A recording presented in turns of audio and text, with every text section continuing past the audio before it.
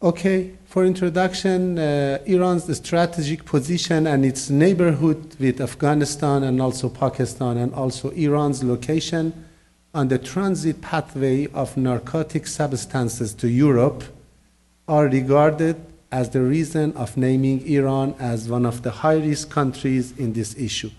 You can see the pathway of heroin in all around the world, and we are here in the heart of this pathway. This is congratulations to our country. And United Nations Office on Drug and Crime has reported that the statistics with regards to drug usage has drastically increased recently. Although addiction has been regarded as a sickness since 1954, this is not yet accepted among many healthcare experts and people. You see, I told to my colleagues in the lunch that even now, this is a Persian research that published, and in Persia, even now, many of the people don't know the addiction as a sickness. They say they want to use these materials. A large number of addicted people, even in developed countries, do not show their addiction, and they do not get admitted to addiction treatment centers. Many health problems as HIV/AIDS and deaths due to narcotic substance make this addiction as a health problem in any country such as Iran. Burden, family pressure, rejection by family and friends, economical problems, job-related problems, empowering religious capability and becoming educated in the issue of addiction and its complexity are the reason that they decide to seek for treatment. As my favorite singer John Lennon say, part of me suspects that I'm a loser, and the other part of me thinks I'm God Almighty. More than 50% of treated guys again went to drug usage. I think it is more than 50%, but this is based on a research. In the first 2 months after the treatment, the change of getting involved is more, 2 or 3 months also. The reason of getting trapped again can be all of this: poverty, joblessness, acceptance problem from family and friends side, inappropriate behavior from the family side. It is very important in Iran because our community is family-based, and the main support of the patient is family, not the government. They pay for their treatment, they bring them to treatment, and also like this. Not changing the previous situation, as I told to my patient, it cannot be changed, even you change the situation. Psychic dependence and disturbance in frequently referring to the treatment centers. And I want to mention that what does it mean, the non-compliance? Non-compliance as the inability to equalize the patient's behavior with health care and treatment suggestion. But the important thing is this issue is a complicated process which is affected by various issues such as individual characteristic of the patient, communication with the doctor and patient, and the treatment program. But the point to mention is that non-compliance is not necessarily failure in treatment. It is very important. The question that you asked from the previous lecturer, if some patient don't come to the center, what do you say? You see, we have tons of research about non-compliance in other diseases. For example, non-compliance in diabetics. And they say that many of diabetics that have non-compliance have better quality of life. They are more glad than the people that their blood sugar is narrowly controlled. You see, so we have to look to the non-compliance in other view that it is not the end. Even in those cases that have had a successful treatment, the probability of seeing non-compliance is existed. I told you about relapse in cigarette smoking. Maybe after 20 years, 40 years, it could be relapsed. And what do we want to know? There is a treatment protocol in Iran issued by the government, and Ministry of Health must have followed by all physicians who works in addiction treatment clinics. Sometimes the inspector of Ministry of Health sometimes said that non-compliance is a consequence of not following the protocol by physician. This study was aimed to investigating the reason of non-compliance of the treatment protocol of addiction in three axes: in individual, social, and related factors of the protocol itself, administration problems that might exist for the addicted person himself. So our methods is descriptive study, and the population is the patient who is self-admitted to addiction treatment centers, and sample volumes is 254 that we have. This is 276 that we can gather 254. And sampling methods is because of dispersion of addiction treatment centers and the irregularity of the help seeker referral to the centers. The sample method was chosen as a stratified accessible sample. We get the accessible samples. We cannot get another way of sampling.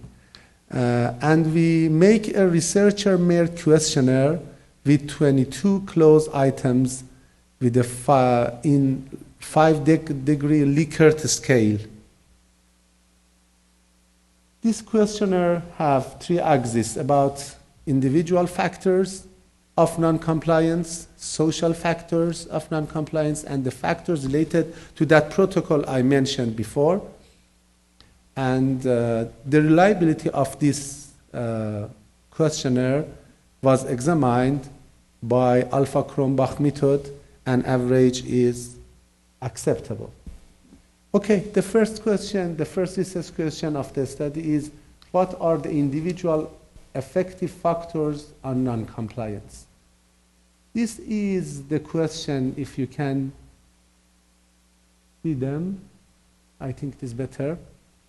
For example, I not having motivation for following addiction treatment, or not having enough information about addiction, the existence of physical problems, or not having faith on the effectively of the addiction treatment protocol, and something like this, that it is personal or individual factors in non-compliance. Surprisingly, none of them is not statistically meaningful and significant. So none of them is important for non-compliance, the individual factors. You can see, for example, job for paying for the treatment expenses. Because the expenses of treatment is not so high, and many of the patients was paid by their family.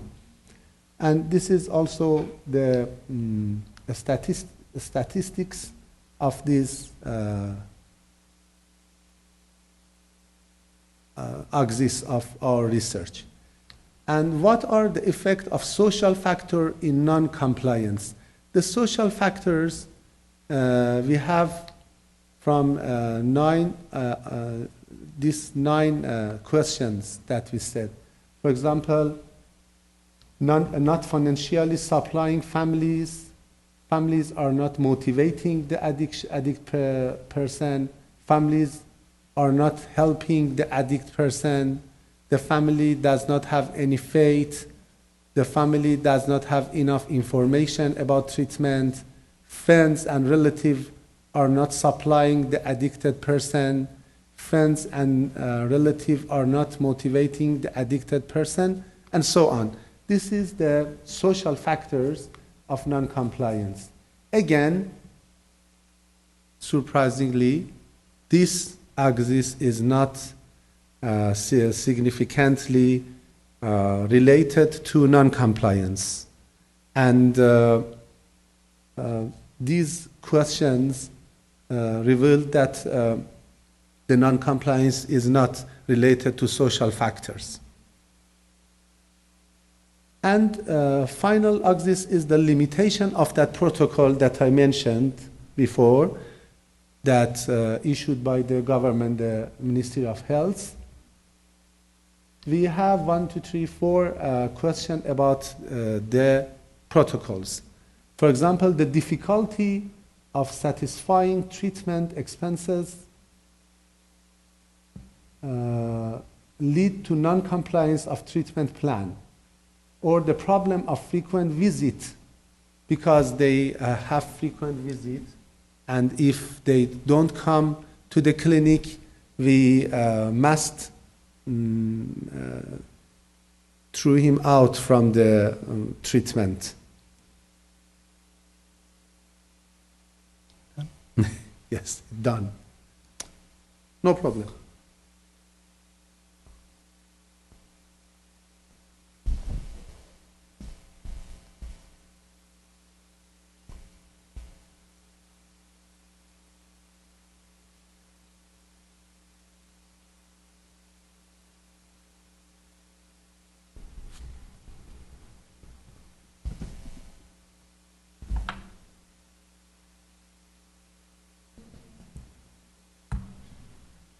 Yeah, okay.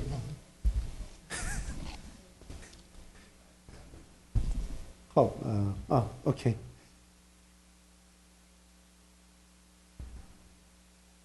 I fix it.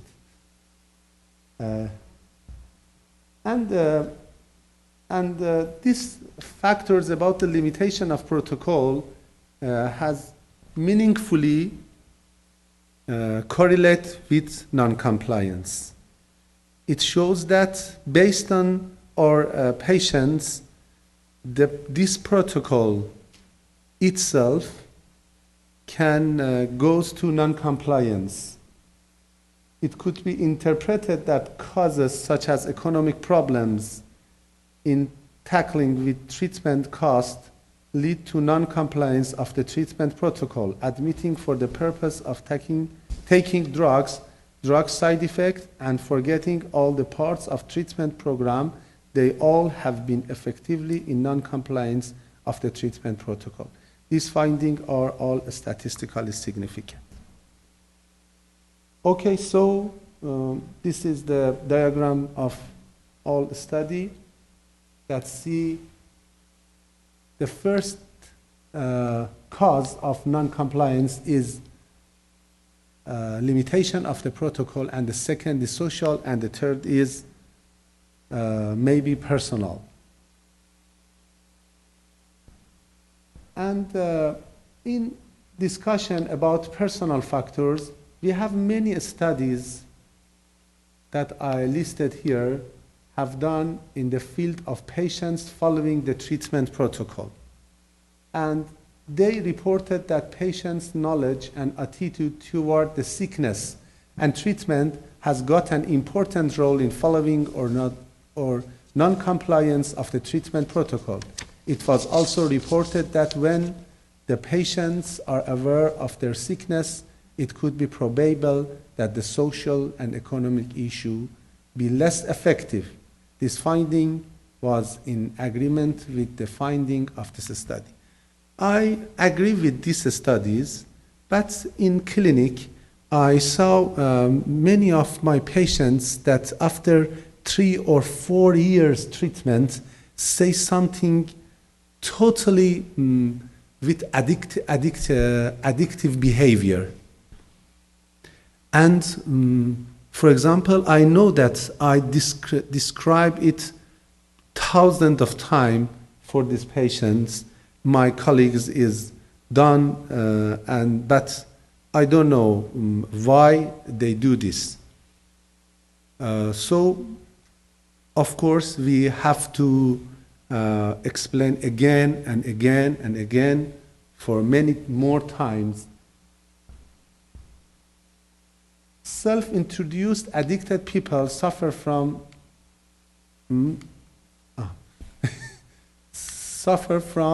mental changes, at least for a while. They don't have a positive viewpoint about the treatment procedure, but when they gain enough knowledge and information about the treatment procedure, they can feel some challenges within themselves.